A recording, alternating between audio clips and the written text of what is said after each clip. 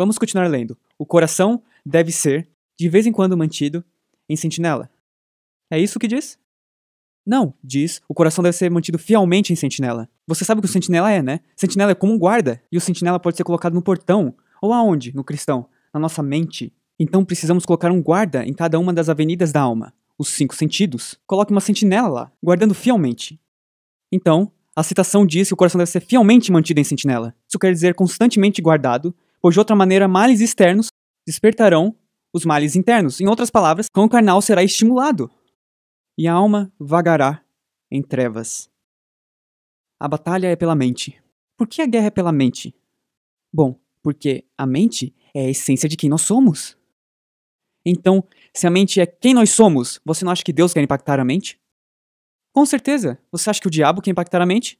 Com certeza. Alguém aqui já ouviu? Agora essa é uma incrível história. A incrível história de Phineas Gage. Alguém já ouviu essa história antes? Alguns de vocês. Isso vai te maravilhar. Agora, falando da mente, e o que pode acontecer se tivermos uma parte da mente prejudicada.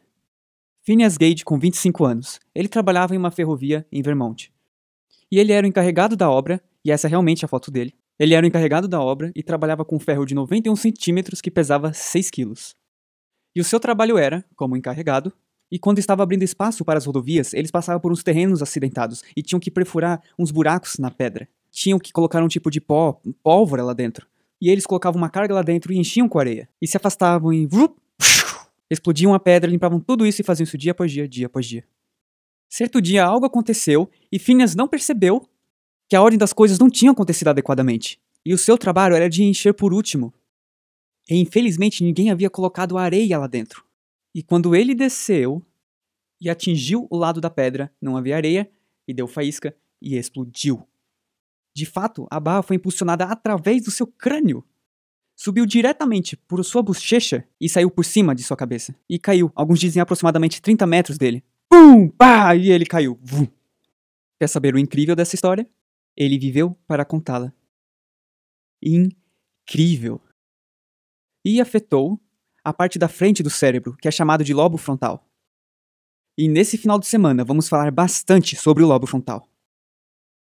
O Dr. Harlow, que era o seu médico responsável, olha o que ele disse. Esse realmente é o crânio dele, você pode vê-lo no museu agora se você quiser. E você percebe na testa dele aqui, dá pra ver uma pequena parte que está faltando. Essa parte foi jogada pra fora e danificou a parte de trás da cavidade orbital e danificou a testa inteira. Ele ainda viveu para contar a história. Olha o que o médico responsável, Dr. Harlow, escreveu. Gage foi espasmódico e irreverente e às vezes mimado de forma grosseira e profana, o que não era costume dele anteriormente.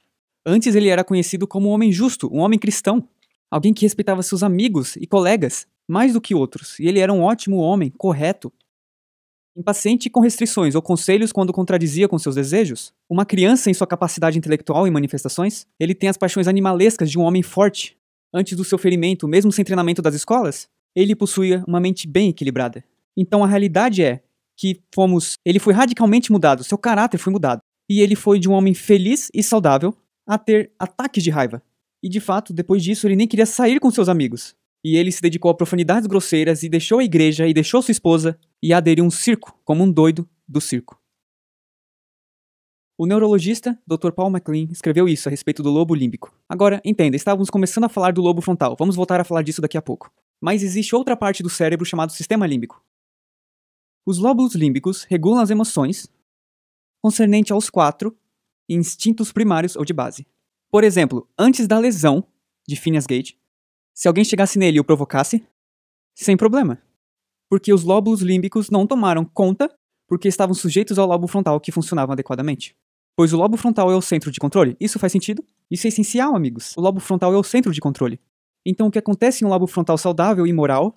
Se alguém te provocar, você diz não? Tenho que me afastar? Isso é igual a Cristo aqui. O desafio é, se temos um lobo frontal inibido e alguém nos provoca, nós os elevamos. E talvez queiramos brigar.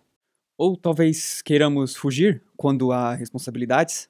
Também podemos querer ser um guloso e quando é hora de parar, o lobo frontal diz: Christian, calma, você já comeu demais. Não, eu quero comer porque eu quero comer e eu vou simplesmente me alimentar porque o lobo límbico tomou conta. Eu entendo, isso é uma pincelada de como tudo isso funciona. Mas por agora servirá. Ou fornicação, outro instinto primário ou de base, como o doutor o chama.